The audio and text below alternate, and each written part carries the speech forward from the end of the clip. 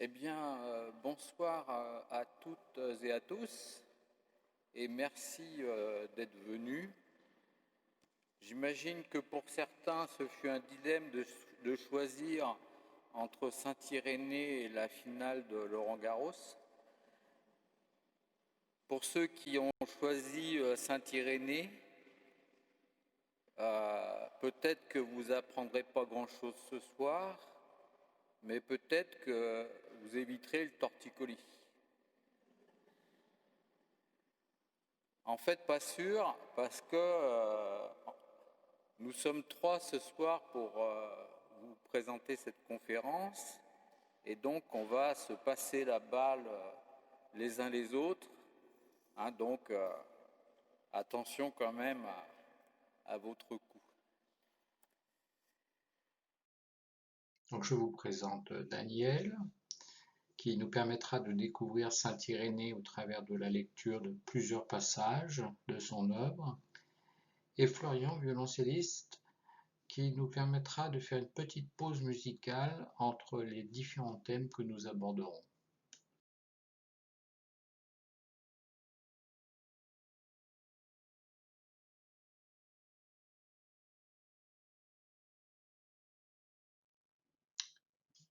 Nous avons organisé ces conférences en deux parties. Le sujet est immense et nous n'avons pas la prétention d'en faire le tour. C'est une introduction à la découverte de l'œuvre d'Irénée que nous vous proposons. Nous vous laissons découvrir le sommaire de ces deux conférences.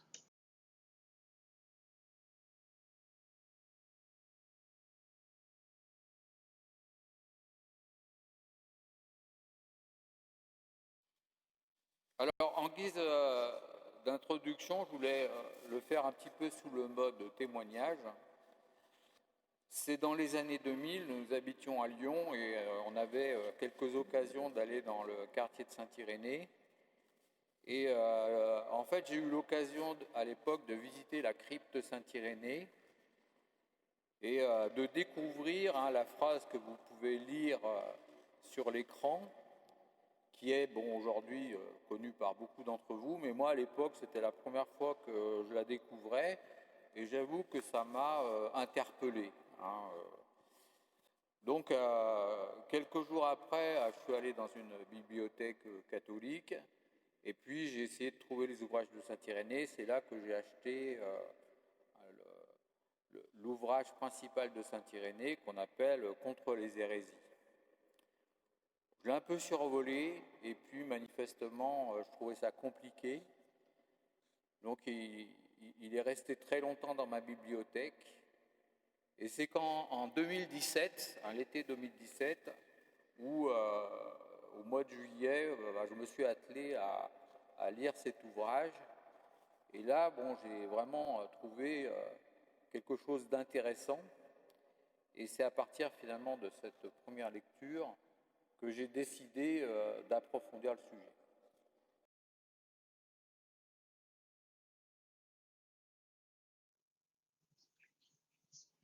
Il n'est pas très facile d'établir la biographie d'Irénée. Nous trouvons cependant des informations par les documents que Seb de Césarée nous a conservés dans son histoire ecclésiastique, vers 339 après Jésus-Christ. Et nous trouvons également des informations dans les écrits de saint Irénée.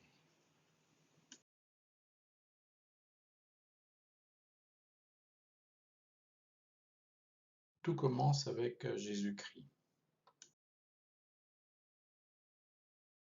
Puis, autour de Jésus, les apôtres et les disciples.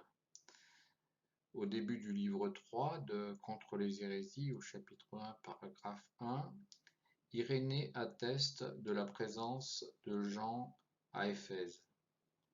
Jean, le disciple du Seigneur, celui-là même qui avait reposé sur sa poitrine, publia lui aussi l'évangile à Éphèse en Asie.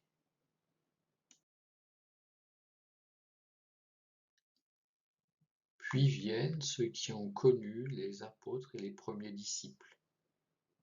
C'est le cas de Polycarpe et épiscope de Smyrne, aujourd'hui Izmir, mort martyr, disciple de saint Jean.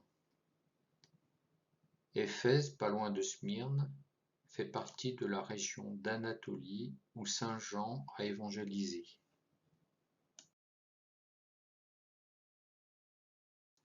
Irénée est né à Smyrne au début du IIe siècle. Il est lui-même disciple de Polycarpe. La communauté de Smyrne est connue dès le temps de rédaction de l'Apocalypse. C'est la deuxième des 7 communautés qui sont en Asie à qui est adressé un message en Apocalypse 2:8 et au messager de la communauté qui est à Smyrne. Il s'agit d'un message d'encouragement pour supporter les persécutions. Le premier auteur connu de Smyrne, c'est Polycarpe. Il est connu par sa correspondance avec Ignace d'Antioche et sa lettre aux Philippiens. Puis Irénée se rend en Gaule, peut-être envoyé par Polycarpe, mais cela reste une hypothèse.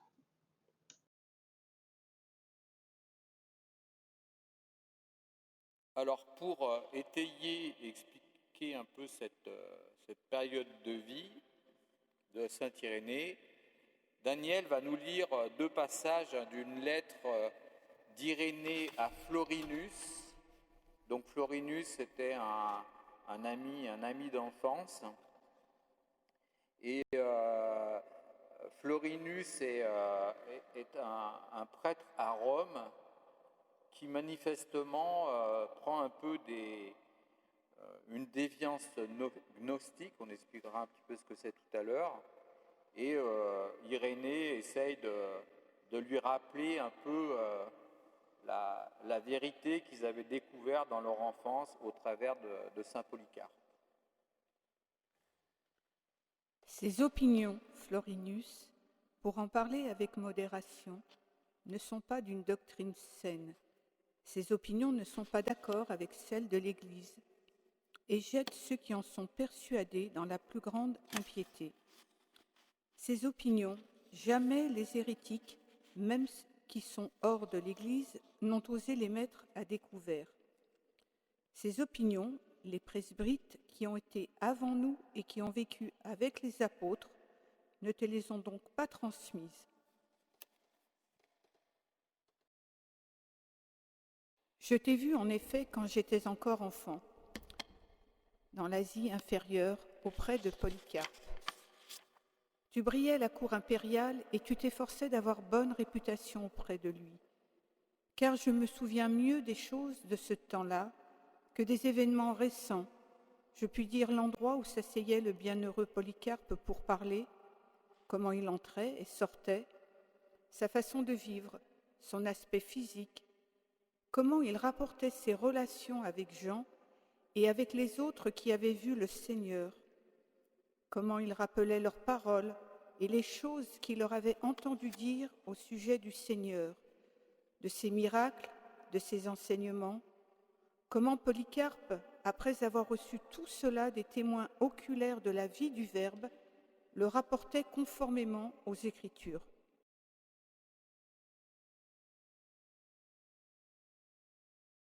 Alors nous pouvons supposer que Irénée va plusieurs fois à Rome. Bon, là aussi, il n'y a pas forcément de traces très précises. Sans doute, il est passé à Rome lors de son voyage de Smyrne à Lyon, en sachant que c'est un voyage quand même qui fait à peu près 2800 km. On pense qu'à l'époque, les moyens de communication pouvaient être terrestres, mais aussi par ce qu'on appelle le cabotage, c'est-à-dire un bateau qui suit les côtes, voire sans doute un voyage mixte entre des parcours terrestres et des parcours en bateau. Dans son ouvrage, Irénée fait l'éloge de la Pax Romana, de la paix romaine, qui permet des déplacements terrestres ou par la mer, mais on le retrouve à Lyon, malgré cette Pax Romana, il y a quand même des persécutions pour les chrétiens, persécutions à l'époque sous Marc Aurèle, et la situation des chrétiens était extrêmement difficile. Donc à la fin des persécutions, les frères de Gaulle envoient Irénée auprès de l'évêque de Rome Euléther, et Irénée apporte plusieurs documents. Donc vous voyez que là, on a une trace réelle d'un déplacement de Lyon à Rome. Et Irénée apporte donc à l'évêque de Rome une prise de position relativement modérée au sujet d'un mouvement qui prend de l'ampleur à l'époque, qu'on appelle le montanisme, qui vient d'un certain Montanus, qui se prenait un peu pour l'organe du Paraclet, de l'Esprit Saint, voire il se prenait pour l'Esprit Saint lui-même. Et il développait aussi des thèses du millénarisme. Donc les chrétiens étaient divisés à ce sujet, et donc Irénée en alerte l'évêque de Rome. Il transporte aussi des lettres de martyrs. Donc c'est autour des années 177. Alors est-ce que c'est en 177 et il était à Rome, donc il n'a pas en fait subi la persécution que vous connaissez tous à Sainte-Blandine et Saint-Potin en 177, ou bien est-ce qu'il était caché, ou bien est-ce qu'il n'était pas là. Toujours est-il qu'il a échappé à la persécution de 177. Voilà. Mais sur toute cette biographie, il y a très peu d'éléments, donc tout ça, ça reste quand même des hypothèses. Et ce qui est intéressant, c'est de voir comment la communauté chrétienne de Lyon présente Irénée à l'époque.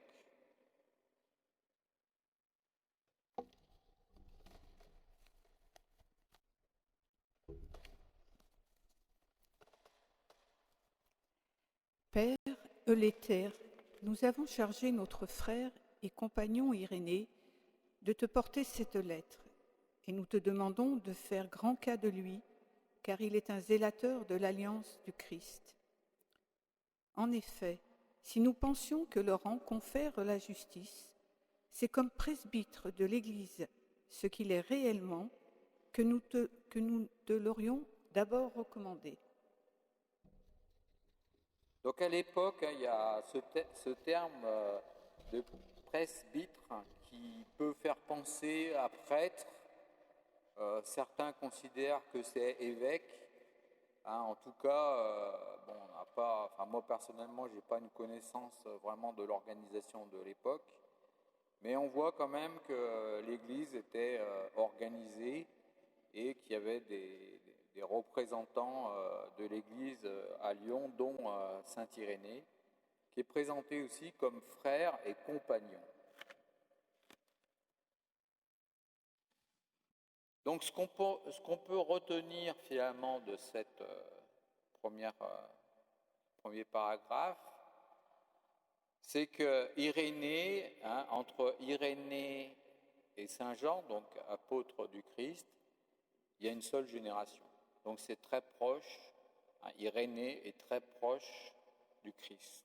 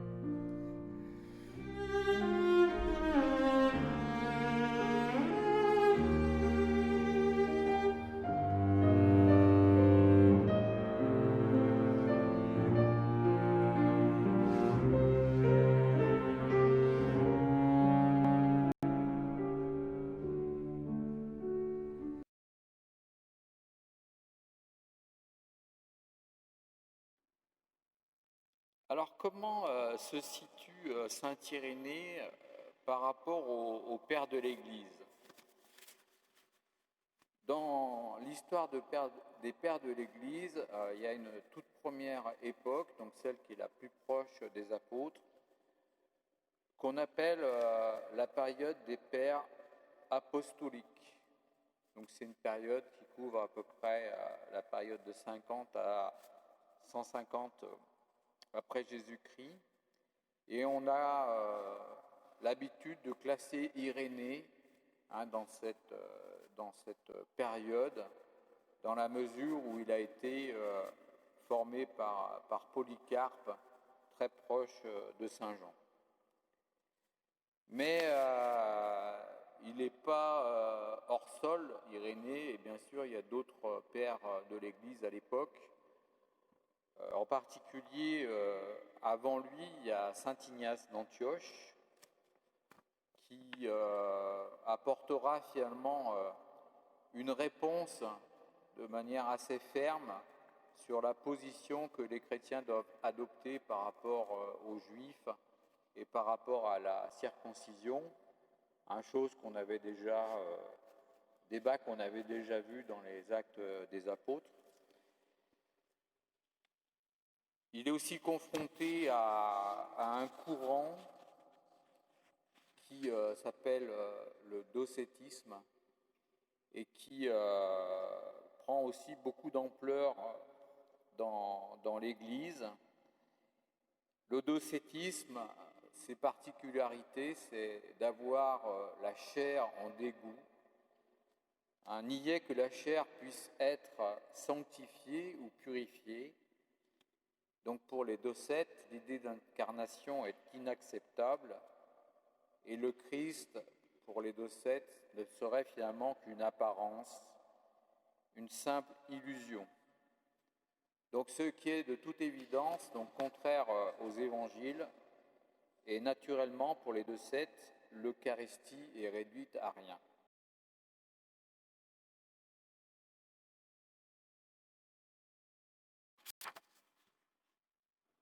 Ensuite, on a aussi un autre père de l'Église qui est saint Clément de Rome. Et saint Irénée évoque saint Clément de Rome dans le livre 3, chapitre 3. Daniel va nous en lire un extrait.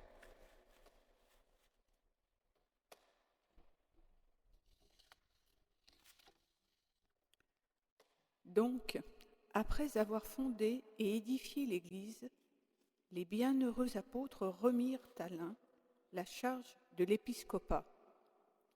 C'est de cela que Paul fait mention dans les épîtres à Timothée.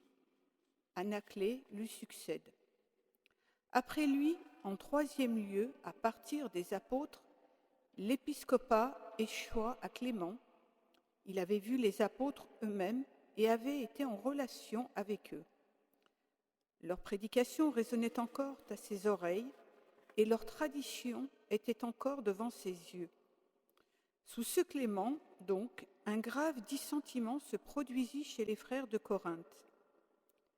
L'Église de Rome adressa alors aux Corinthiens une très longue lettre pour les réconcilier dans la paix, renouveler leur foi et leur annoncer la tradition qu'elle avait naguère reçue des apôtres.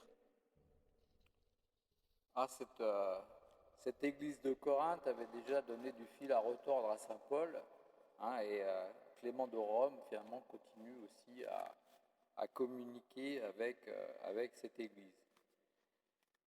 Donc saint Clément de Rome, c'est le 3e ou 4e évêque de Rome, en fonction qu'on fait référence à l'Église catholique ou l'Église orthodoxe. On n'a pas la même façon de compter Pierre, s'il est évêque de Rome ou pas. Et puis après, Linus, donc c'est aussi un évêque, après Anaclée. Ce qui est intéressant chez Irénée, c'est qu'on retrouve finalement toute la généalogie des évêques de plusieurs églises. Alors pourquoi cette différence entre les catholiques et les orthodoxes? Bon, pour les orthodoxes, la légitimité de Pierre est plus large que celle d'évêque de Rome, bon, pour les catholiques aussi. Mais bon, c'est pour la petite histoire de vous montrer, des fois il y a des petites différences qui ne sont pas vraiment fondamentales.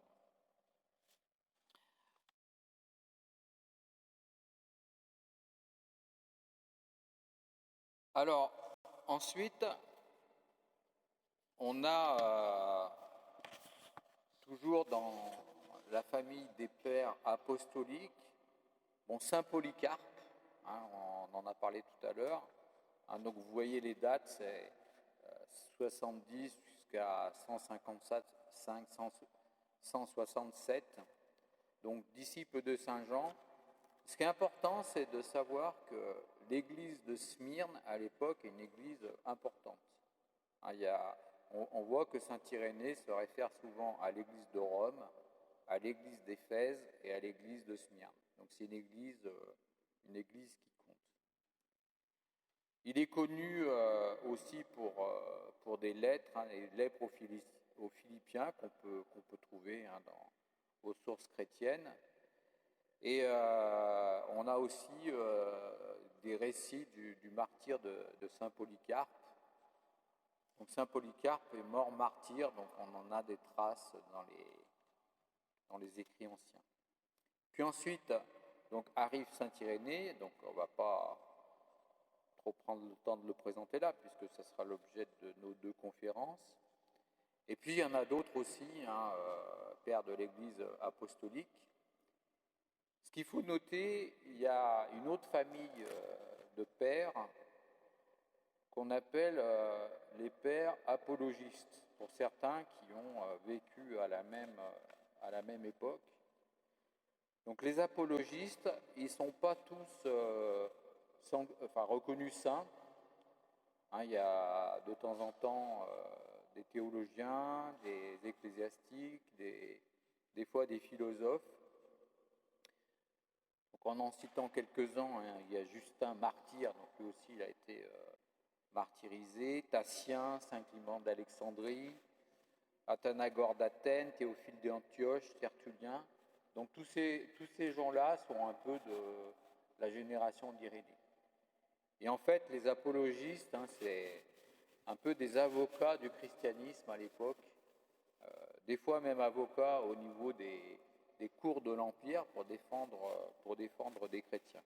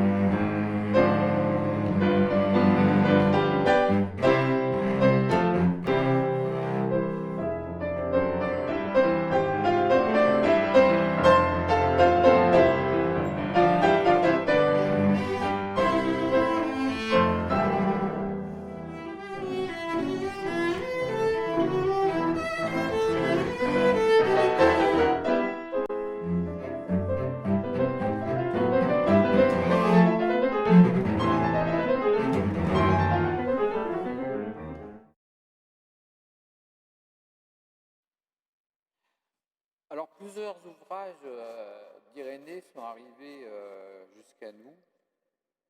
Malheureusement, il y en a beaucoup qui ne sont pas arrivés jusqu'à nous et dont on trouve trace dans des écrits.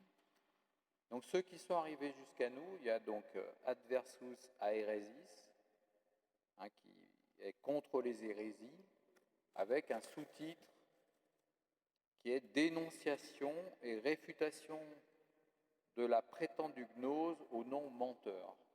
Titre un peu long. Donc c'est un ouvrage qui est constitué de 5 volumes.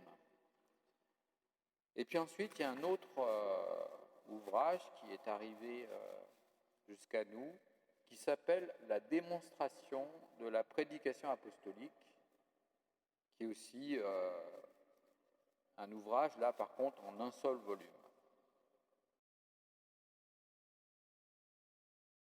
Alors pour ceux qui sont intéressés par les sources de ces ouvrages, c'est-à-dire comment on construit la traduction actuelle avec tous les parchemins, avec tous les textes anciens, il y a une exposition donc aux sources chrétiennes, rue Sala, 22 rue Sala, qui présente tout ça. Alors ça a été fait dans le cadre de l'année Saint-Irénée. Je pense que ça doit être encore possible de la visiter. Pour ceux qui le souhaitent, n'hésitez pas à appeler avant les sources chrétiennes pour savoir si ça a bien toujours lieu. Le texte, les 2 textes de ces 2 ouvrages ont été écrits en grec, mais les textes grecs ont disparu, à l'exception de certains fragments et certaines citations en grec qu'on trouve chez certains autres pères de l'Église. Donc pour l'ensemble de l'ouvrage contre les hérésies, on a accès à 2 traductions, l'une latine qui couvre la totalité de l'œuvre à 2-3 pages arrachées près, et une autre arménienne pour les livres 4 et 5, pour les 2 derniers livres.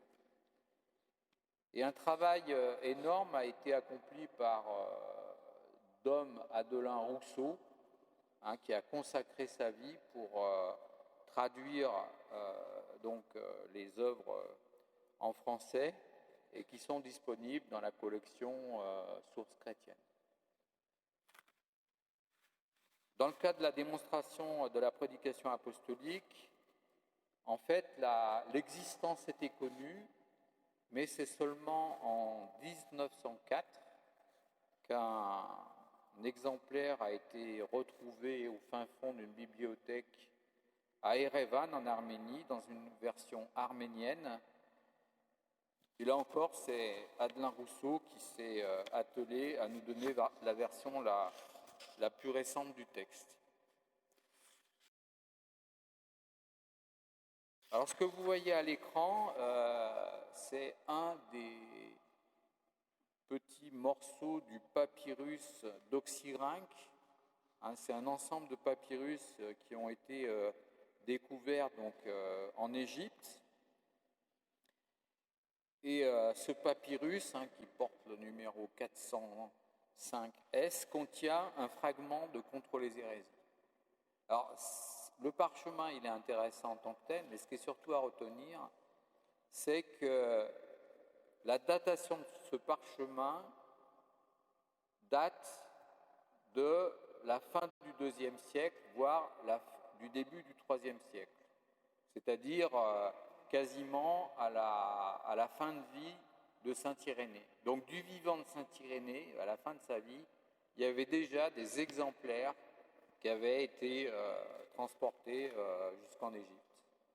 Donc c'est quand même intéressant à souligner.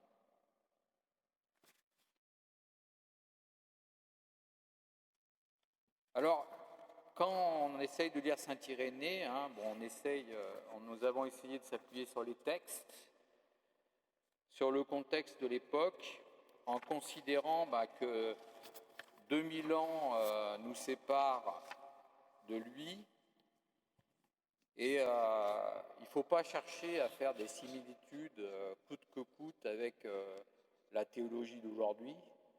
Il faut essayer d'enlever un peu nos filtres et puis d'essayer de comprendre le texte.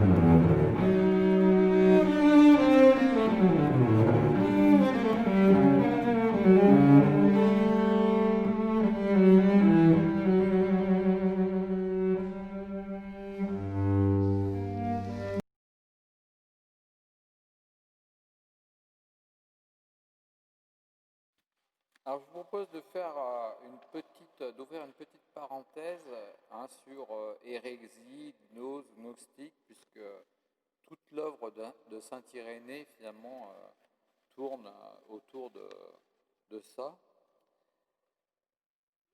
Aujourd'hui, l'étude des hérésies et de la gnose, ça fait l'objet d'études approfondies par des chercheurs.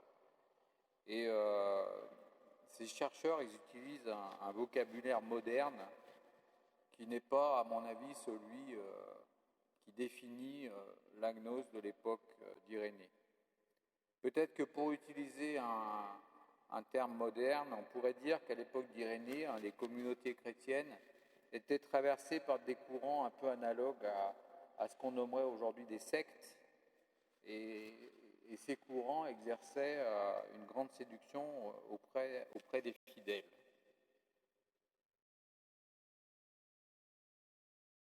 L'étymologie d'hérésie, ça vient du latin aeresis, et tout au début du premier millénaire, ça exprime finalement l'idée de classement,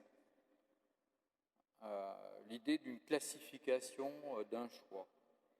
Et peu à peu, à l'époque d'Irénée, ça devient en fait un classement par rapport à une pratique qui diffère du dogme officiel de l'Église. Pour ce qui concerne la gnose ça signifie en grec connaissance. Donc il y a une définition moderne que vous voyez apparaître à l'écran, et c'est celle-là souvent qui est prise en référence dans les ouvrages qui traitent de ces sujets-là aujourd'hui.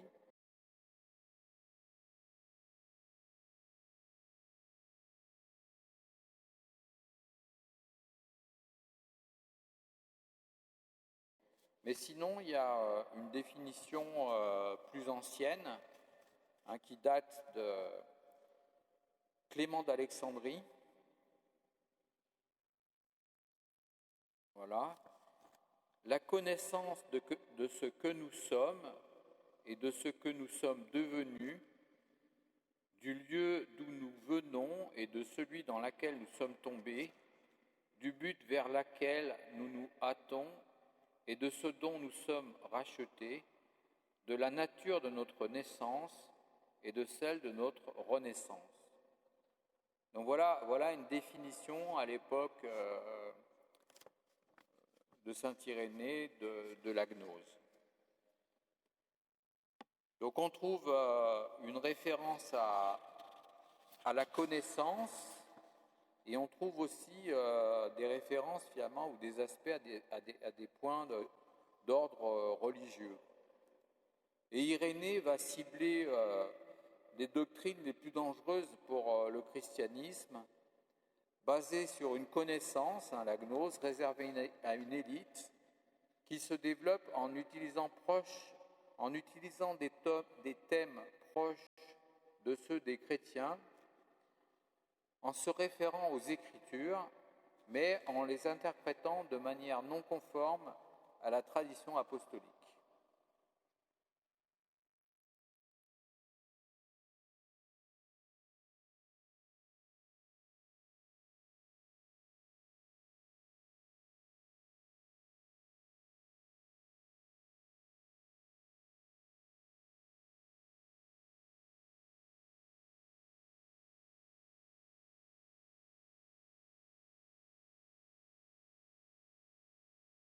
Cette idée de connaissance, donc de gnose, ce n'est pas saint Irénée qui l'aborde pour la première fois.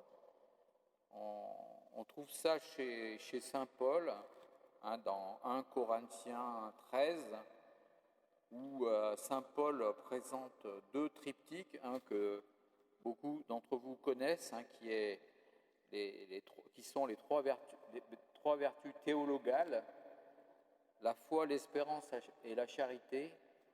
Mais aussi, il présente un autre triptyque, la foi, l'espérance et la connaissance. Voilà, donc bien sûr, Irénée fait référence passage de saint Paul quand il aborde le sujet de la connaissance.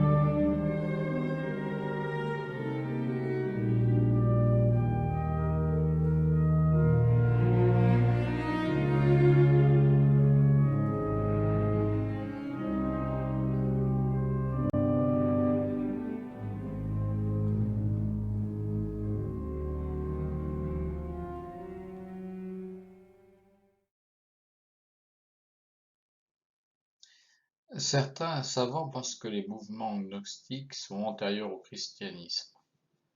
D'autres pensent au contraire que ces mouvements apparaissent au sein du christianisme.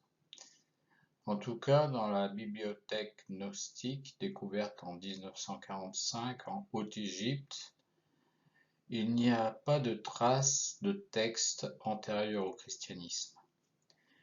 Lorsque l'on lit saint Irénée, cette seconde hypothèse apparaît renforcée, mais comme nous l'avons dit précédemment, Irénée cible les doctrines les plus dangereuses pour le christianisme. Donc tout cela reste des suppositions. Alors, vous avez peut-être déjà tous entendu ou vu le sketch des inconnus sur la différence entre les vrais chasseurs et les mauvais chasseurs. Vous le connaissez, ce sketch? Et ce qui est assez drôle finalement dans ce sketch, c'est malgré toutes les essais de différencier les vrais chasseurs et les mauvais chasseurs, on arrive à la fin du sketch et en fait on ne voit pas vraiment de différence. Et c'est ça qui, je trouve, fait le comique du sketch.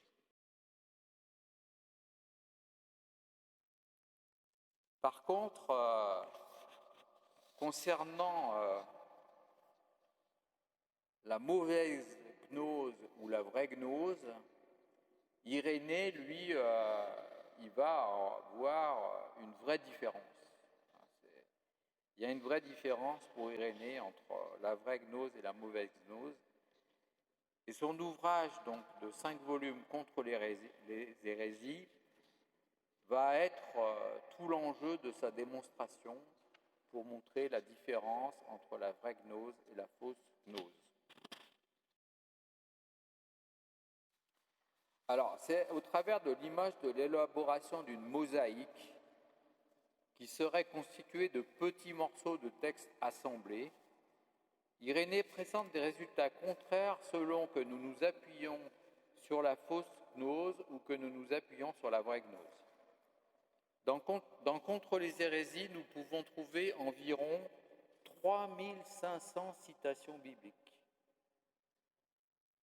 Et en fait, cette approche scripturaire, Irénée fait une analogie avec l'élaboration de mosaïques, en fonction de comment on agence tous ces textes de la Bible, pour donner finalement une différente manière d'interpréter l'ensemble, l'une gnostique et l'autre harmonieuse.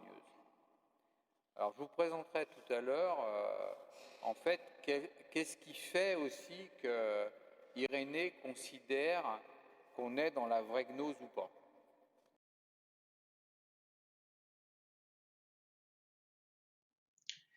Il ne s'en efforce pas moins d'accommoder à leur dire d'une manière plausible tantôt des paraboles du Seigneur, tantôt des oracles de prophètes, tantôt des paroles d'apôtres, afin que leur fiction ne paraisse pas dépourvue de témoignages.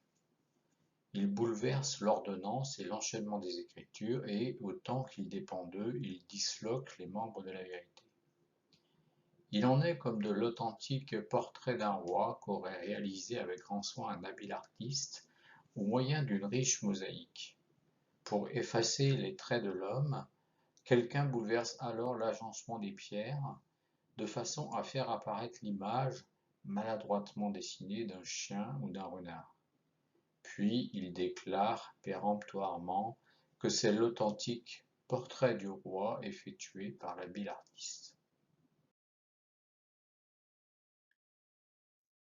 Voici un petit effet visuel pour illustrer ces différentes représentations au travers de mosaïques.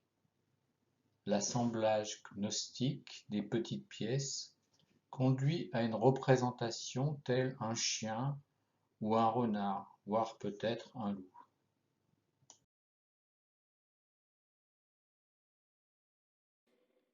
Et puis, sinon, un bon agencement des mosaïques, ça va donner celui que vous connaissez tous. Voilà, une mosaïque du Christ en gloire.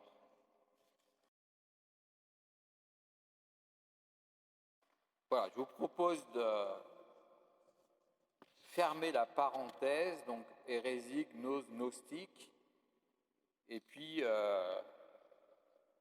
de donner la parole à Florian.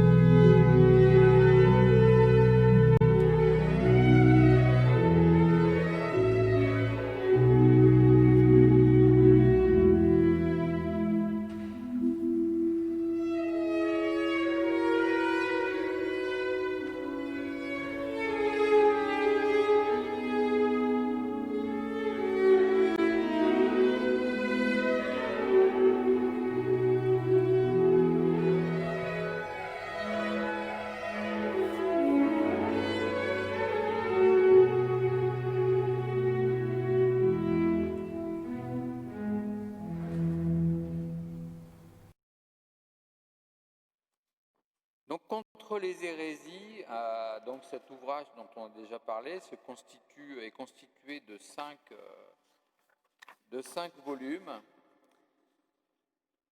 Irénée s'adresse à un interlocuteur qui n'est pas nommé, mais à chaque fois, chaque livre est dédié à cet interlocuteur. Il s'exprime un peu comme un pasteur.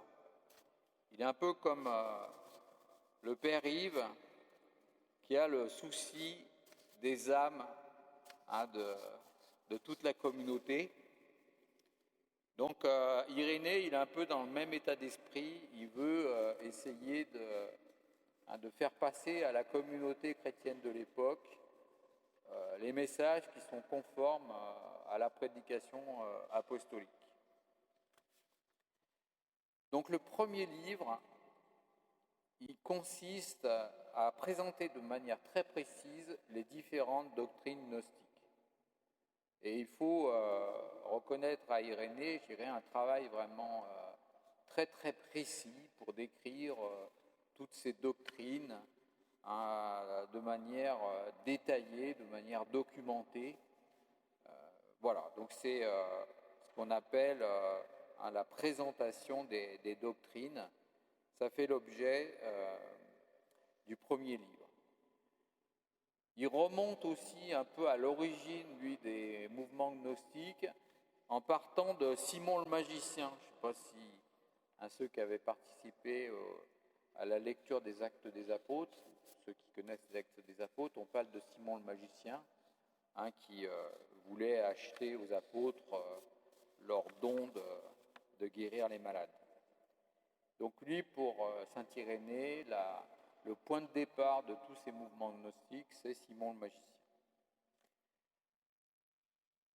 Alors ensuite, dans sa préface du second livre, Irénée explique à son interlocuteur qu'il veut expliquer que l'hérésie gnostique à partir d'arguments qui sont proches du bon sens, proches de la raison.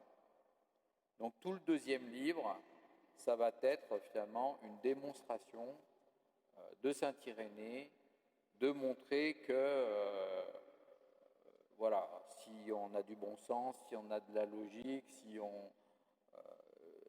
la position des gnostiques, elle ne tient pas. D'accord ?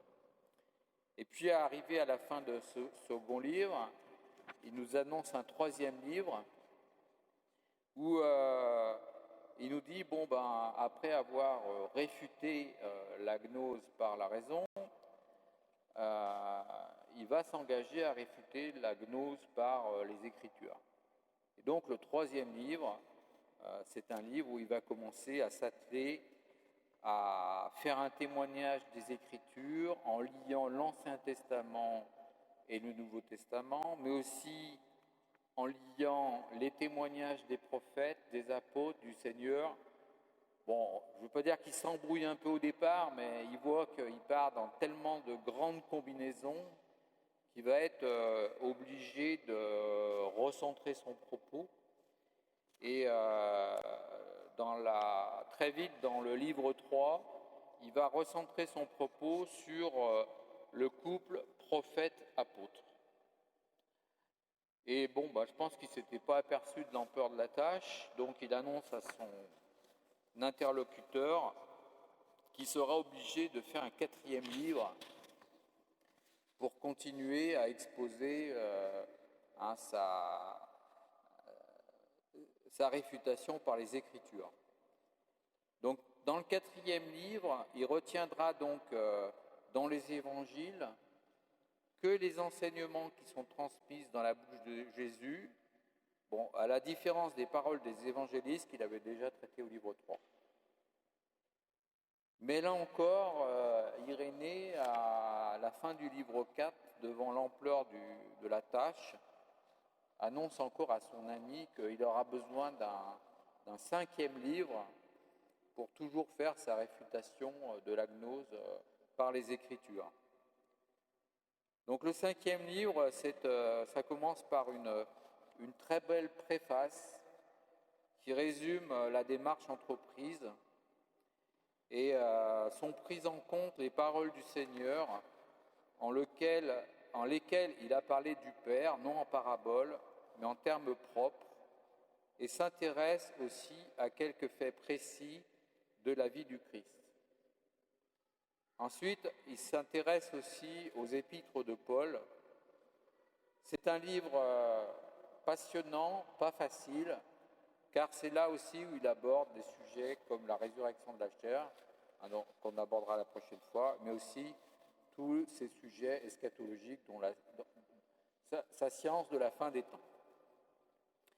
Alors, une petite difficulté qu'il y a dans cette contre les hérésies, c'est si nous voulons faire une approche par thème.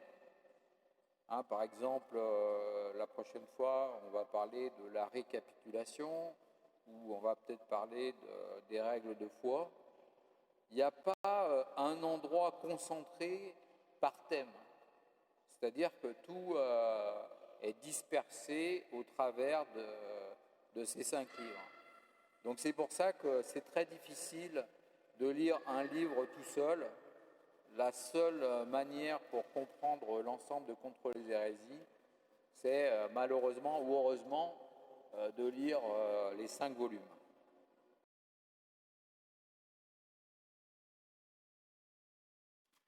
Alors, la démonstration apostolique, c'est tout autre chose. Là, Irénée n'est pas, je dirais, en opposition par rapport à un mouvement gnostique, mais il entend apporter finalement la foi à ses compagnons. On pourrait dire aujourd'hui, ça ressemble à un catéchisme pour adultes.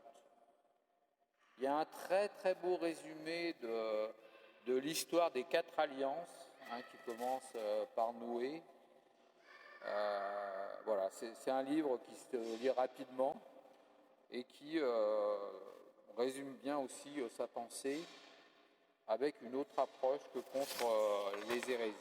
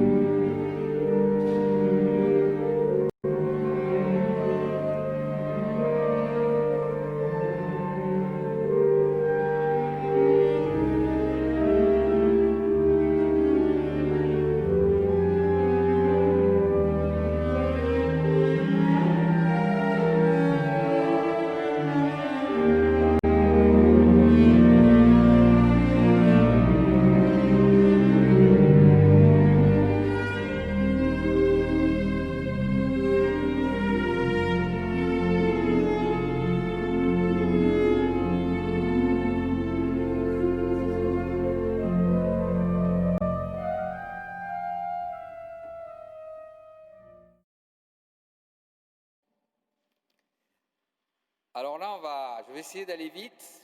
On va passer vers un passage un peu nébuleux, mais bon, j'ai hésité à vous le présenter, mais je pense que ça vaut le coup parce que quand on évoque la gnose et qu'on évoque ce premier livre, on a un peu une représentation de ce que peut être un mouvement gnostique. On pense un peu comme je disais tout à l'heure, à des groupes sectaires.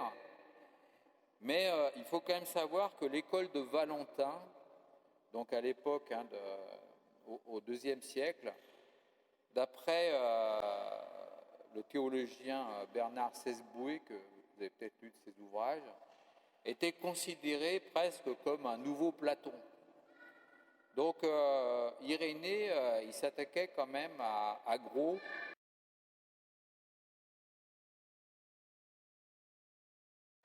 Alors c'est la doctrine de Ptolémée, qui est décrite dans Contre les hérésies au livre 1, dans de nombreuses pages, donc c'est très très détaillé. Ça rappelle le mythe de Sophia, donc j'imagine que le mythe de Sophia, c'est un mythe peut-être d'origine grecque, mais là qui est repris par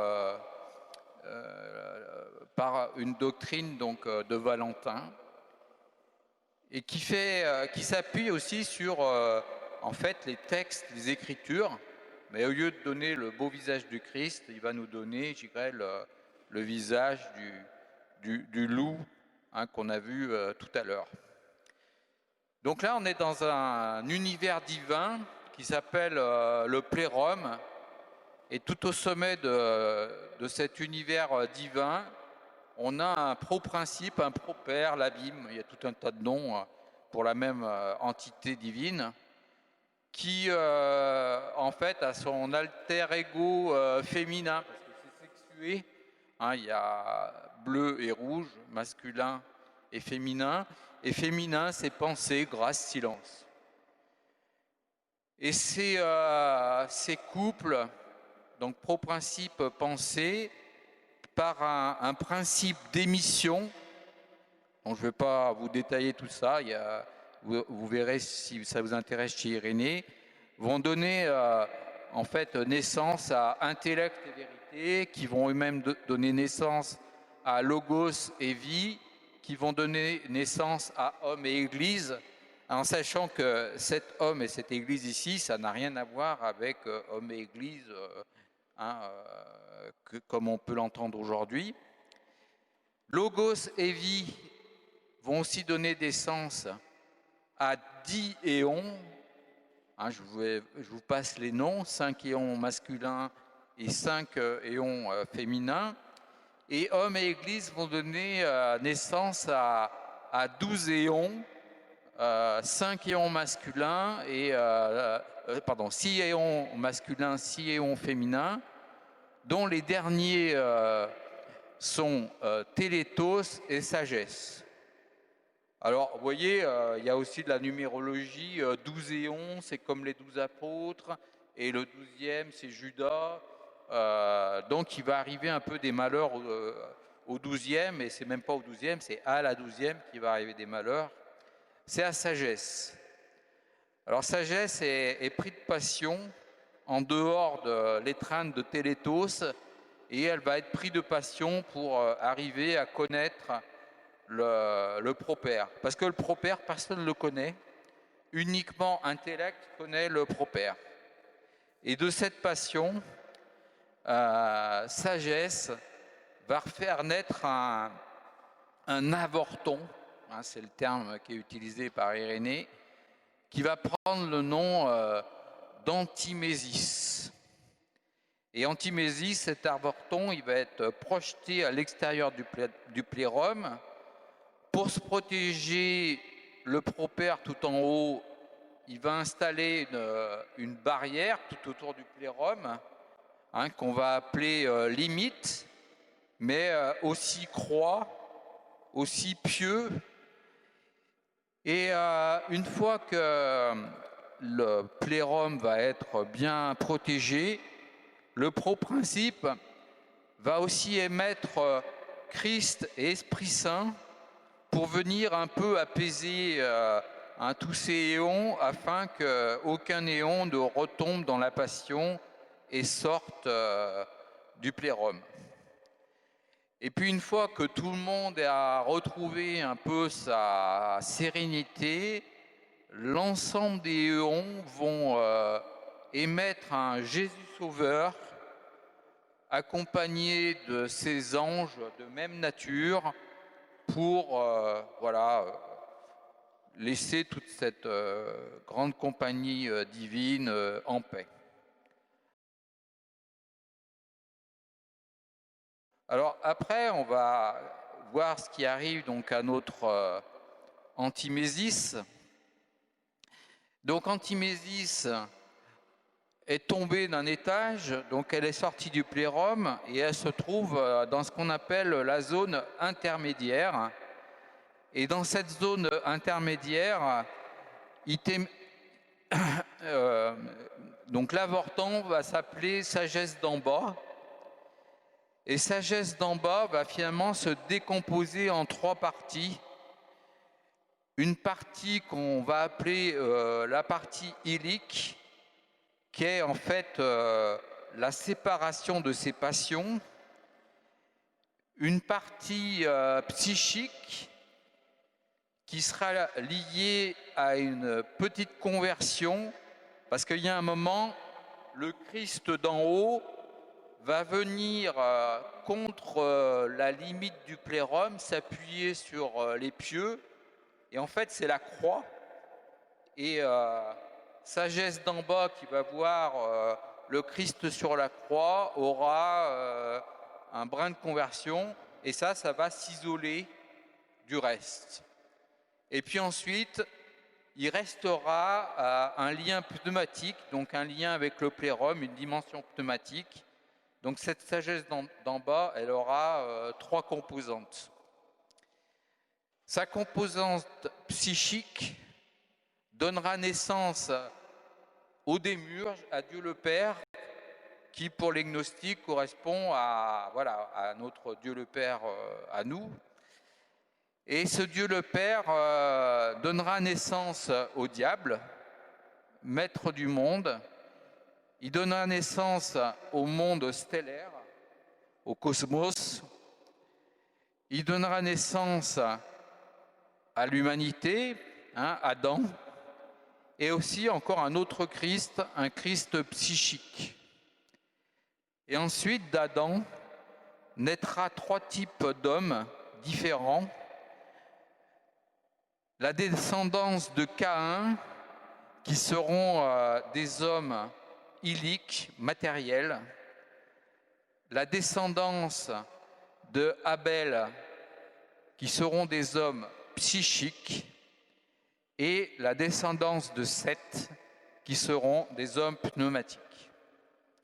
Voilà, donc je ne sais pas si vous avez suivi, mais peu importe. En fait, ça vous donne une idée d'une représentation gnostique, donc telle que l'imaginait Valentin à l'époque. Donc c'est à ça que s'attaque en particulier Irénée, contre les hérésies, et puis bien d'autres aussi gnoses que je ne veux pas vous présenter parce que c'est un peu long, et puis voilà, j'ai juste pris cet exemple-là.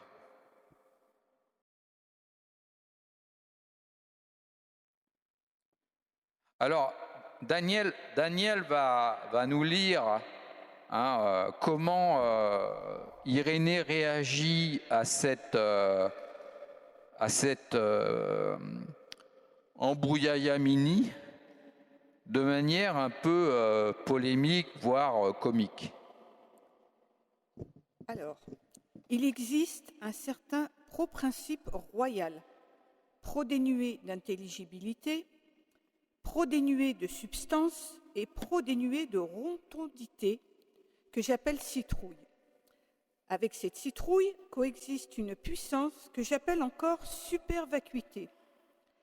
Cette citrouille et cette supervacuité, étant un, ont émis sans émettre un fruit visible de toutes parts, comestible et savoureux, fruit que le langage appelle concombre. Avec ce concombre coexiste une puissance de même substance qu'elle, que j'appelle encore melon. Ces puissances, à savoir citrouille, supervacuité, concombre et melon, ont émis tout le reste de la multitude des melons délirants de Valentin. Donc vous voyez qu'on ne s'ennuie pas quand on lit Saint-Irénée, et puis il y va, il n'hésite pas à critiquer les doctrines qu'il ne considère pas comme les bonnes.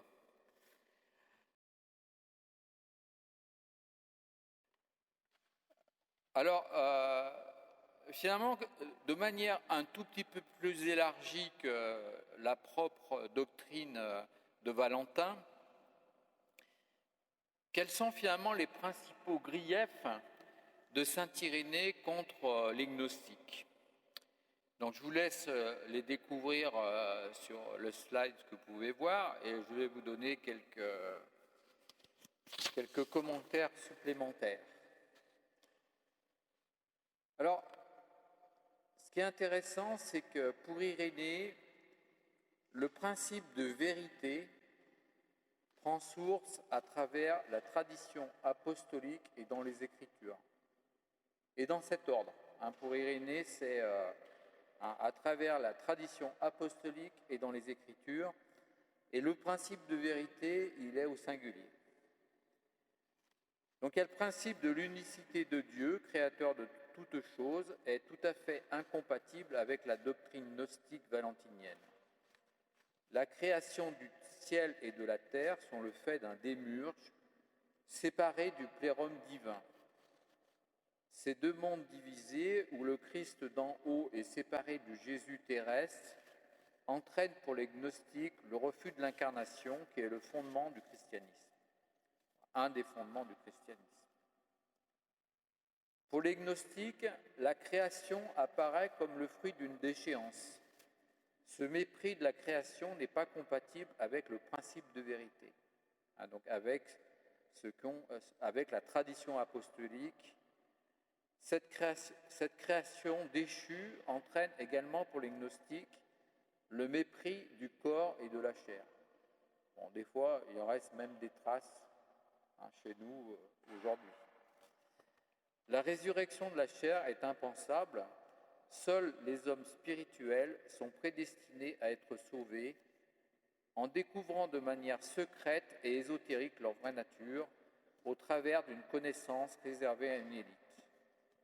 Pour Irénée, le salut est au contraire une histoire qui prend en compte la liberté de l'homme. Et chez les gnostiques, il n'y a pas d'histoire du salut. Dans la doctrine gnostique, la création du démiurge est finalement destinée à l'anéantissement. Un Christ sauveur n'a donc aucun sens et nous sommes aux antipodes du christianisme. La communion entre le créé et l'incréé est alors impossible. Le démiurge apparaît pour les gnostiques comme le créateur du diable à partir de l'élément illique.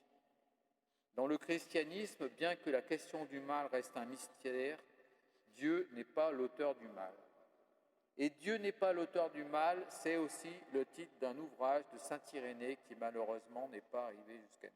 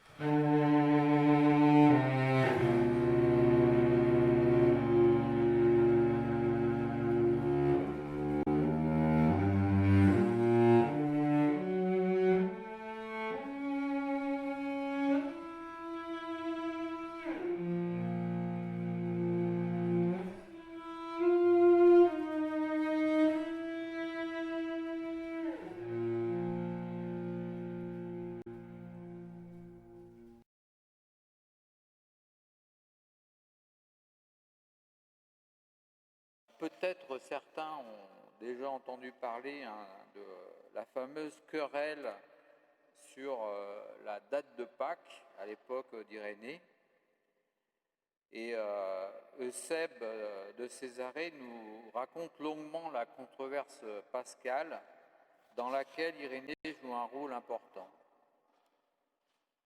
En fait, le problème vient du fait que la date de célébration de la Pâque était différente en Asie et dans le reste des églises. Bon, là, je simplifie un peu le découpage, c'était sûrement un peu plus entremêlé que ça, mais on va simplifier un peu. En Asie, la date était le 14e jour du mois de Nisan, et dans le reste des églises, le dimanche qui suit le 14e jour de Nisan. Alors, ce point avait déjà fait l'objet d'échanges entre saint Polycarpe et Anicet, manifestement, ces premiers échanges avaient débouché sur un consensus, et voilà. Donc Daniel va nous lire la lettre...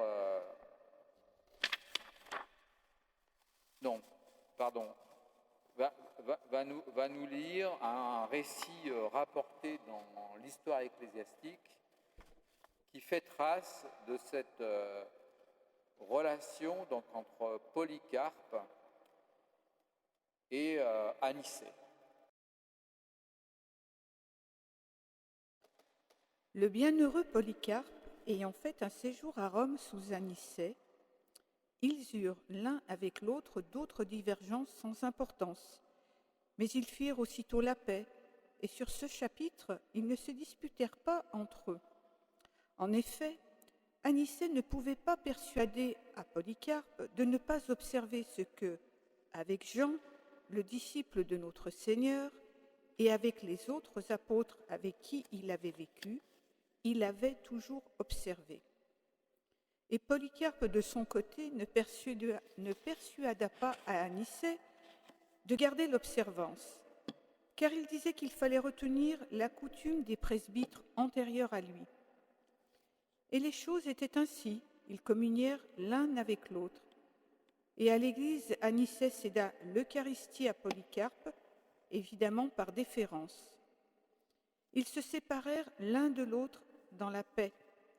Et dans toute l'église, on avait la paix, qu'on observa ou non le 14e jour.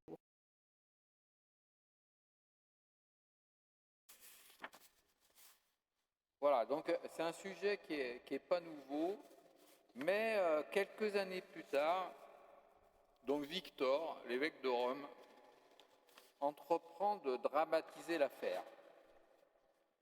Sans doute était-il agacé par ces chrétiens venus des quatre coins de l'Empire à Rome et qui conservaient leur ancienne habitude liturgique. En fait, le problème, c'est que certains se réjouissaient de la Pâque alors que d'autres commençaient le jeûne. Donc l'évêque de Rome veut rompre avec tous ceux qui ne célèbrent pas la résurrection le dimanche. En fait, la plus grande partie de l'Église s'accorde sur le dimanche, mais beaucoup n'apprécient pas la façon de faire de Victor. Parmi eux, Irénée demande à l'évêque de Rome de distinguer l'essentiel du secondaire. Il est fort possible qu'Irénée ait connu les deux traditions, étant asiate et ayant vécu à Lyon, et il va éviter le schisme. Une telle diversité d'observances ne s'est produite maintenant de notre temps. Mais longtemps auparavant, sous nos devanciers qui, sans tenir à l'exactitude, comme il semble, ont conservé cette coutume dans sa simplicité et ses caractères particuliers, et l'ont transmise après eux. Tout cela n'en gardait pas moins la paix les uns envers les autres. La différence du jeûne confirme l'accord de la foi. Donc la différence du jeûne confirme l'accord de la foi, ça veut dire que des fois des petites différences ou des choses de pas grande importance doivent pas nous écarter de la foi. Et ça, c'est vrai que même aujourd'hui, on vit souvent ça dans les communautés où des fois on s'affronte sur des choses, des bagatelles.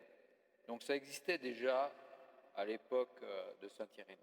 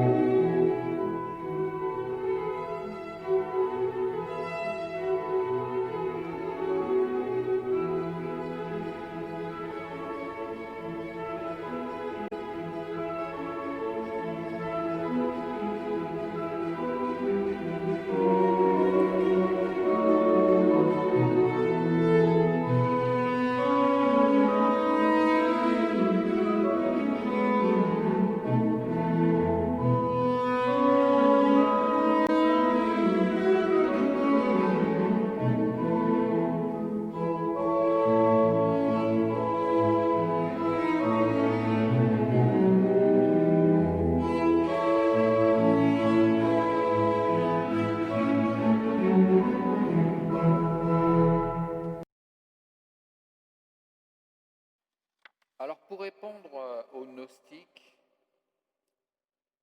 Irénée fait référence, on l'a dit tout à l'heure, à la règle de la vérité en se situant dans l'Église au nom de l'Église. Un des objectifs d'Irénée est de prouver qu'il y a un seul Dieu, un seul Christ, face à la démultiplication des entités du plérum valentinien. On a vu tout à l'heure les trentaines d'éons, plus tous les autres. Irénée, en fait, à plusieurs endroits de ses œuvres, propose des formulations de règles de vérité. Parfois, les unes sont binaires, c'est-à-dire font référence à un seul Dieu et à un seul Christ.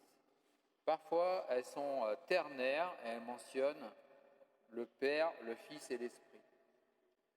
Irénée, à l'époque d'Irénée, il ne formule pas encore, il n'utilise pas le mot Trinité, ça viendra quelque temps plus tard.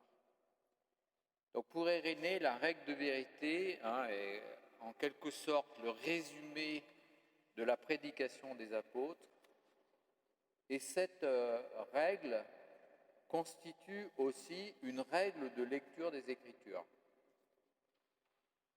Naturellement, c'est déjà ce qui fait le conflit entre les hérétiques et saint Irénée, puisque les hérétiques ne considèrent pas ces règles de vérité, cette règle de vérité comme juste, alors qu'Irénée considère que cette règle de vérité venant des apôtres est celle qu'il faut prendre.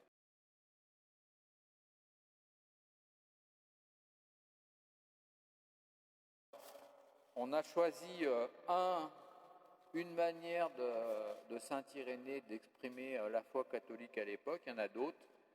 Donc c'est un très beau passage qui peut nous faire penser en quelque sorte un peu à un credo aujourd'hui, exprimé par saint Irénée à l'époque.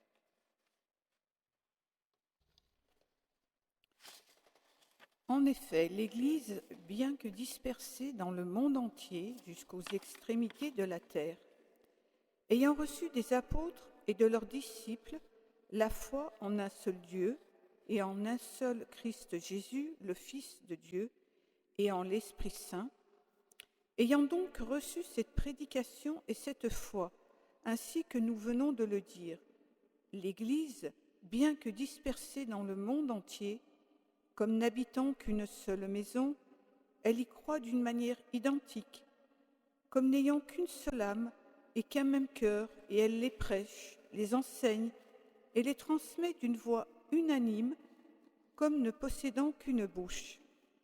Car, si les langues diffèrent à travers le monde, le contenu de la tradition est un et identique. Et ni les églises établies en Germanie n'ont d'autre foi ou d'autres traditions, ni celles qui sont chez les Ibères, ni celles qui sont chez les Celtes, ni celles de l'Orient, de l'Égypte, de la Libye, ni celles qui sont établies au centre du monde. Mais, de même que le soleil, cette créature de Dieu, est un et identique dans le monde entier, de même cette lumière qu'est la prédication de la vérité brille partout et illumine tous les hommes qui veulent parvenir à la connaissance de la vérité.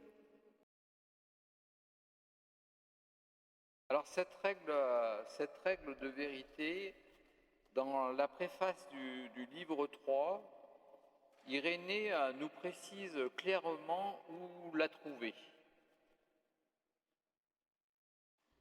Le Seigneur de toutes choses a en effet donné à ses apôtres le pouvoir d'annoncer l'Évangile, et c'est par eux que nous avons connu la vérité, c'est-à-dire l'enseignement du Fils de Dieu. Car ce n'est pas par d'autres que nous avons connu l'économie de notre salut, mais bien par ceux par qui l'Évangile nous est parvenu. Cet Évangile, ils l'ont d'abord prêché. Ensuite, par la volonté de Dieu, ils nous l'ont transmis dans des Écritures pour qu'il soit le fondement et la colonne de notre foi.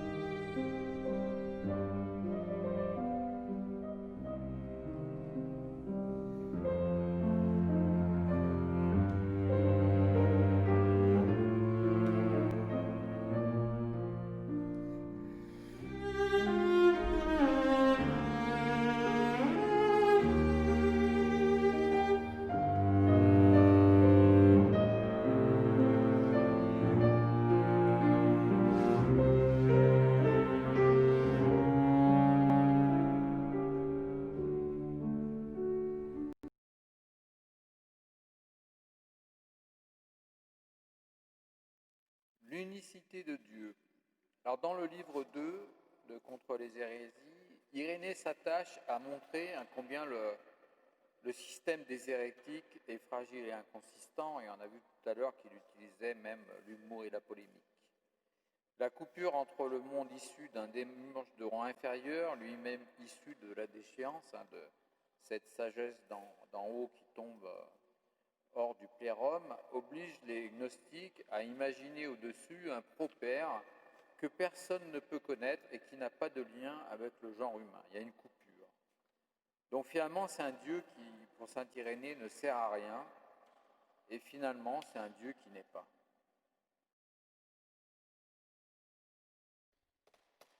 Il convient donc que nous commencions par le point premier et le plus fondamental, à savoir par le Dieu créateur qui a fait le ciel et la terre et tout ce qu'il renferme, ce Dieu que ces blasphémateurs appellent fruit de déchéance.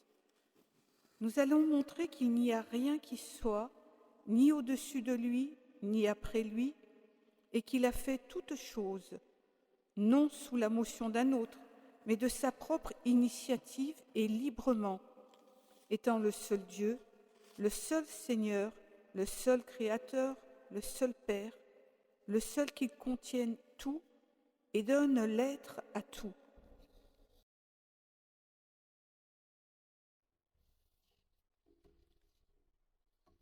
Après l'unicité de Dieu, Irénée développe l'unicité du Christ, et déjà il décrit le Christ comme vrai Dieu, vrai homme. Dans l'extrait que nous allons lire, Irénée s'appuie sur le témoignage que livre l'évangile Saint Jean au sujet de la passion du Christ pour montrer la réalité humaine de Jésus. Pourquoi se déclarait-il fils de l'homme s'il n'avait pas subi la naissance humaine? Comment pouvait-il nous remettre des péchés qui faisaient de nous les débiteurs de notre Créateur et Dieu? Et s'il n'était pas chair, mais n'avait que l'apparence d'un homme, comment put-il être crucifié? Comment du sang et de l'eau purent-ils sortir de son côté transpercé? Quel était le corps qu'embaumèrent les embaumeurs? Et quel était celui qui ressuscita d'entre les morts?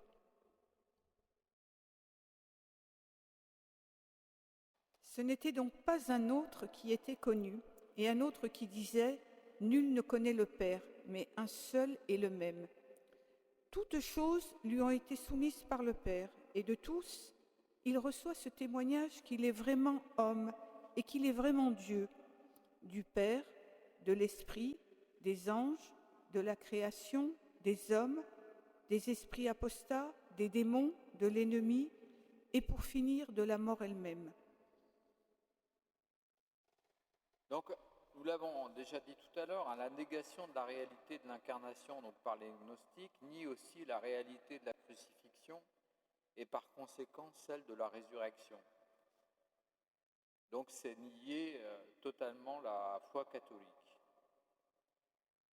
Aujourd'hui, la règle de foi reste transmise par l'Église, notamment au travers du credo, pour faire mémoire de Jésus-Christ.